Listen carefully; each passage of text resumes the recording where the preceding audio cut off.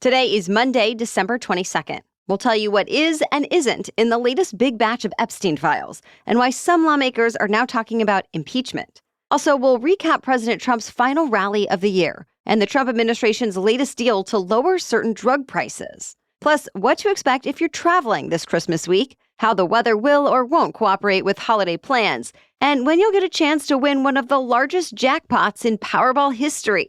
Those stories and even more news to know coming up. Welcome to The Newsworthy, all the day's news in less than 15 minutes. I'm Erica Mandy. Thanks so much for being here. Let's do this. As required by a new law, the Justice Department put out thousands more Epstein Files. They include FBI documents from cases involving convicted sex offender Jeffrey Epstein, as well as photographs and other evidence. Some of those files document interviews with witnesses who explained how Epstein lured underage girls into his orbit. And one document confirms the FBI was tipped off about Epstein's crimes nearly a decade before he was first arrested. When it comes to the newly released photos, many feature former President Bill Clinton, like one of him in a hot tub with a woman. Another shows President Trump with a group of women. There was one court document released that said Epstein took a 14-year-old girl to Mar-a-Lago and introduced her to President Trump. The document says Epstein elbowed Trump and asked, "This is a good one, right?" To which Trump allegedly smiled and nodded. Other newly released photos also show Epstein with celebrities like David Copperfield, Michael Jackson, Mick Jagger, Kevin Spacey, and Diana Ross. Though none of them, including Clinton and Trump, have actually been accused of wrongdoing in connection with Epstein. Many photos and documents include redactions as part of what the DOJ says is an effort to protect victims. Well, now, critics on both sides of the aisle say far too much information has been redacted. They point out how many crucial FBI interviews with Epstein's accusers and internal DOJ memos on charging decisions were unreadable. In fact, one grand jury document was fully blacked out. The DOJ explained, saying the department is legally allowed to get rid of any references to victims or files that could jeopardize pending investigations, as well as child sex abuse material. Even more backlash came later when at least 16 of the files released on Friday disappeared on Saturday. That included a picture of President Trump, as well as paintings depicting nude women and more. The Justice Department explains that all the materials will keep being reviewed and redacted as the law allows, and that in this case, a victim advocacy group requested it. The one featuring Trump, though, has since gone back up.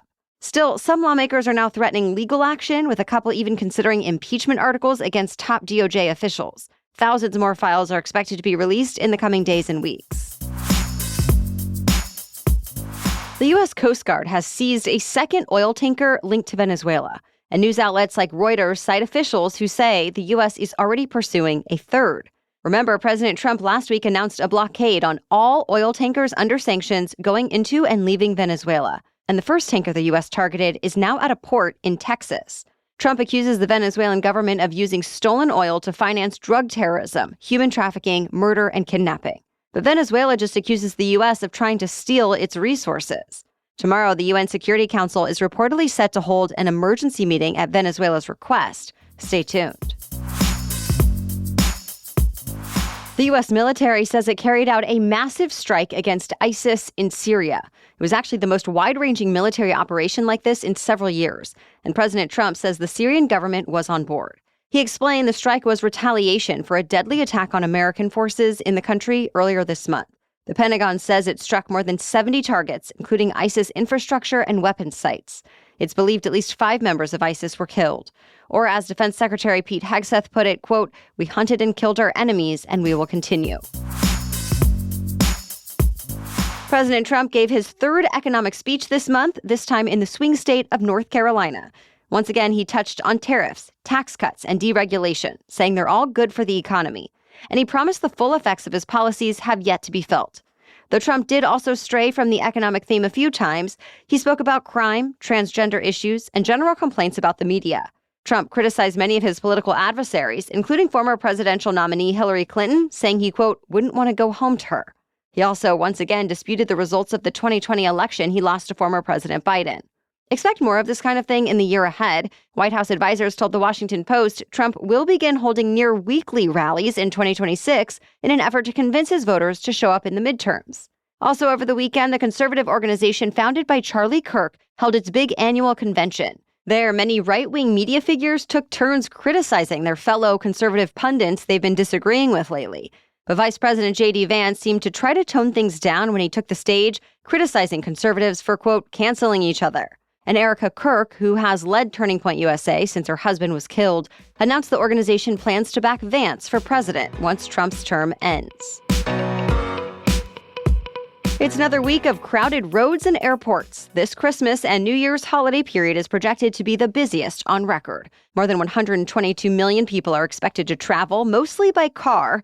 The analytics company INRIX says the past weekend was likely the busiest on the roads, but the day after Christmas is also expected to be extremely busy. As usual, the least amount of traffic is expected on the holidays themselves, Christmas Day and New Year's Day. When it comes to air travelers, Florida, Southern California, and Hawaii are the top domestic destinations for the holiday season, so it seems a lot of people have decided to forget about a white Christmas and instead celebrate with a little Christmas warmth. We have more news for you still ahead, but first, let's take a quick break to thank our sponsor.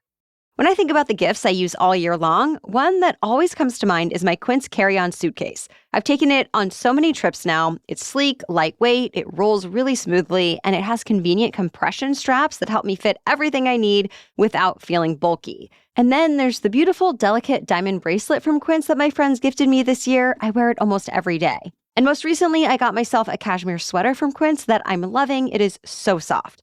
That's what's great about Quince. They have something for everyone, and it all feels intentionally designed and at prices that actually make sense. Whether it's their travel pieces, their Mongolian cashmere, their washable silk, tailored denim, or outerwear, it's made with premium materials from trusted factories, but without the luxury markup other brands charge. Find gifts so good you'll want to keep them with Quince. Go to quince.com/newsworthy for free shipping on your order and 365-day returns. Now available in Canada, too. That's QUINCE.com/newsworthy to get free shipping and 365-day returns. Quince.com/newsworthy. Now back to the news. The weather could cause some headaches this week, especially in the western U.S. Storm after storm could bring more flooding to the Pacific Northwest and California. By the middle of the week, storms could even bring drenching rain to Southern California. In fact, conditions could be severe enough to cause airline delays and cancellations in Los Angeles, which could have a ripple effect around the country. Meanwhile, the northern Midwest and Northeast could get some snow today and more tomorrow. But in the middle of the country, like from Texas to Kansas, Missouri, and Georgia, it might feel more like springtime than Christmas time. Record high temperatures are expected in at least a dozen states.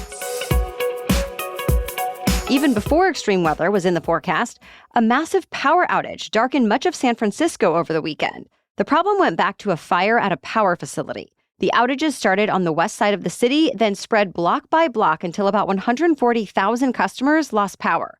It also caused Waymo self-driving vehicles to stall, mostly in intersections, since they didn't seem to work without traffic lights. Of course, that made traffic jams even worse. Waymo was suspended in San Francisco for a while, but is now back up and running, and the company says it's going to be taking the lessons learned to make improvements. By the way, as of this morning, it's not clear how the fire started at the power facility, but it's now under investigation. President Trump announced deals with 9 of the world's largest pharmaceutical companies to offer new discounts. And with that, the government's Medicaid program and people who pay in cash will be getting deals on certain medicines. For example, Sanofi is cutting prices on medicines to treat infections, and Merck is offering 3 diabetes medications for less. All 9 companies also promise to keep investing in American manufacturing. In exchange, they're getting a 3-year grace period from Trump's planned drug tariffs. And the president says, quote, "This achievement alone should win us the midterms." Though it is worth noting, many of the prescriptions he spoke about have already been available to the public at discounts, and for most Americans who go through private insurance, it won't make a difference.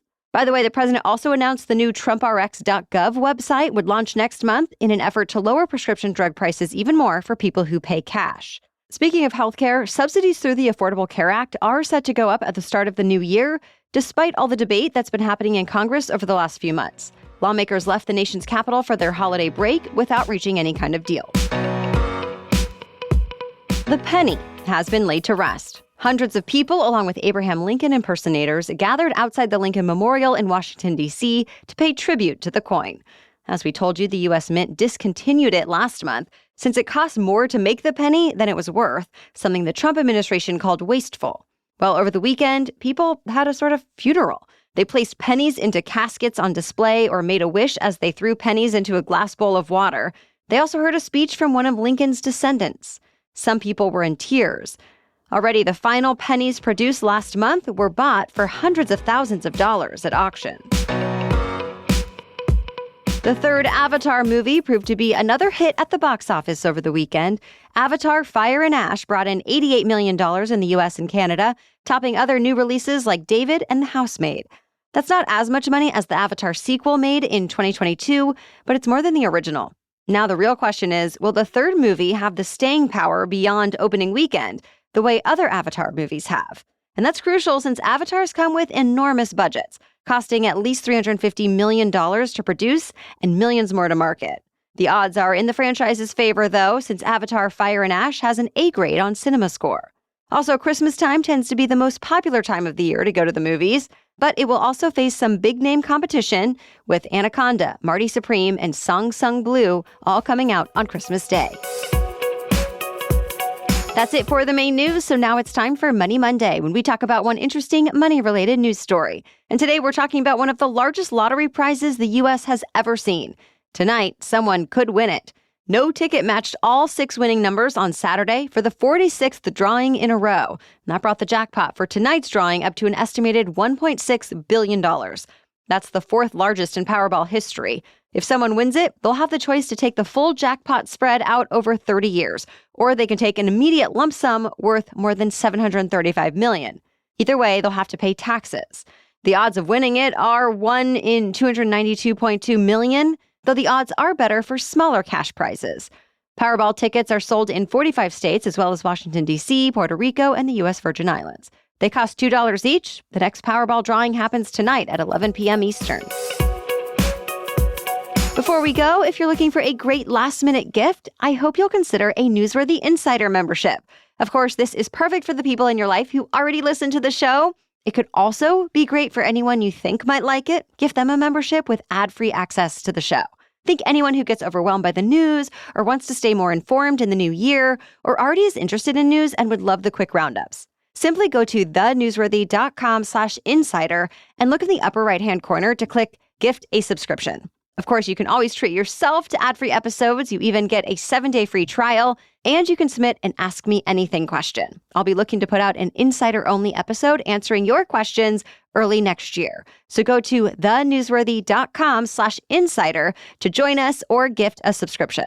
And thank you to all the insiders already supporting the show. And as always, thanks so much for listening today. We'll be back with even more news to know tomorrow. For now, have a great day.